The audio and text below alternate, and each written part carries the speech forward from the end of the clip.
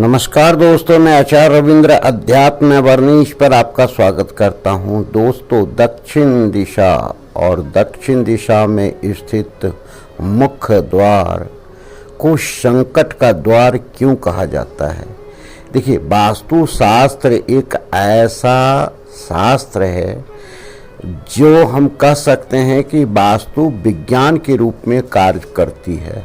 विज्ञान हम उसे कहते हैं जो प्रमाणित होता है, रिजल्ट देता है, परिणाम देता है। जैसे उदाहरण के लिए हम ये बोलें कि H2O इजकल टू वाटर, जल, अर्थात जब हम H की 2 मात्रा और ऑक्सीजन की 1 मात्रा मिलाएंगे तो जल होगा ही। उसी प्रकार आप ये समझें कि वास्तुशास्त्र में अगर परफेक्ट डिग्री के आधार से, सही डिग्री के आधार से आप द्वार बनाते हैं तो आपको बहुत अच्छा परिणाम देगा। और अगर गलत पद में, गलत देवताक में अगर आपका द्वार हो गया तो वो अपने जो है सो परिणाम अपने अनुसार देना शुरू कर देता है। अब देखें कि दक्षिण दिशा 135 डिग्री से लेकर के 225 डिग्री है, जिसमें ये कहें कि जो सबसे अधिक प्रभाव डालता है वह मंगल ग्रह डालता है। अगर सबसे अधिक प्रभाव डालता है तो यम डालता है, राहु डालता है। तो ये नेगेटिव सारे पॉइंट हैं। इस क्षेत्र में अगर द्वार बना तो निश्चित रूप से संकट का द्वार होगा ही।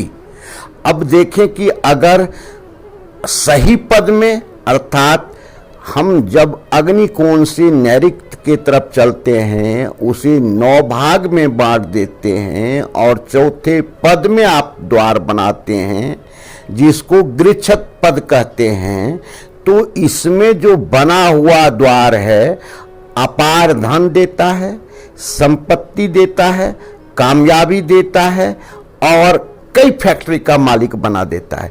लेकिन अगर इससे हट करके अगर हम द्वार बनाते हैं, जैसे कहिए कि यम अर्थात 180 डिग्री में अगर द्वार बना दिए तो गलत रिजल्ट आएगा।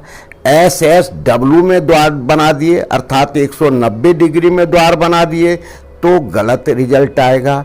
नैऋत्य कोण में द्वार बना दिए, या आप ये कहें कि दक्षिण नैऋत्य में या पश्चिम नैऋत्य में भी अगर द्वार बना देते हैं तो इसका गलत परिणाम आएगा और ये संकट का द्वार बनेगा ही। इसे कोई रोक नहीं सकता है।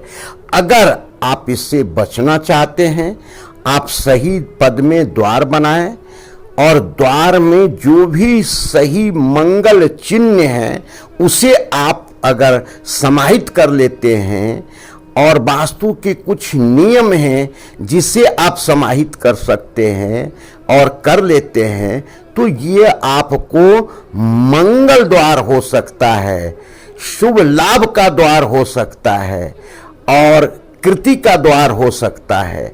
लेकिन अगर इस पद से हटा करके आप अपना मुख्य द्वार बनाते हैं तो निश्चित रूप से आपका द्वार संकट का द्वार बन जाएगा। संकट क्या? आर्थिक संकट।